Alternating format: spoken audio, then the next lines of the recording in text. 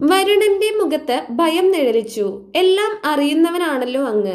എന്റെ പരിധിയിൽ അങ്ങനെ ഒരു കുമാരനില്ല. ഭഗവാനെ, ഞാൻ നിരപരാധിയാണ്. വരുണൻ ഭഗവാനെ വണങ്ങിക്കൊണ്ട് പറഞ്ഞു.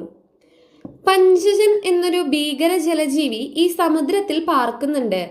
അവനെ കീഴ്പ്പെടുത്താൻ എനിക്ക് ഇതുവരെ കഴിഞ്ഞിട്ടില്ല. അവൻ ഒരു ശംഖിന്റെ രൂപത്തിലാണ് കഴിയുന്നത്. ഒരുപക്ഷെ ഗുരുപുത്രനെ അപഹരിച്ചത് അവനായിരിക്കും. വരുണദേവൻ തന്റെ സംശയം ഭഗവാനെ ധരിപ്പിച്ചു.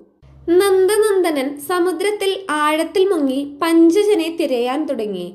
എവിടെയും അസുരനെ കാണാനായില്ല. അവസാനം ഒരു അഗാധ കയത്തിൽ വെച്ച് അവനെ പിടികൂടി. അവൻ സ്വരൂപമെടുത്ത് ഭഗവാനുമായി ഏറ്റുമുട്ടി. അതിഭയങ്കരമായ ദ്വന്ദ്വയുദ്ധത്തിനൊടുവിൽ വാസുദേവൻ പഞ്ചജനെ കൊന്നു. അവന്റെ മാറ് പിളർന്ന് അതിനകത്തുണ്ടായിരുന്ന ശംഖെടുത്ത് ഭഗവാൻ പുറത്തു വന്നു. ഭഗവാൻ മനോഹരമായ ആ ശംഖിൽ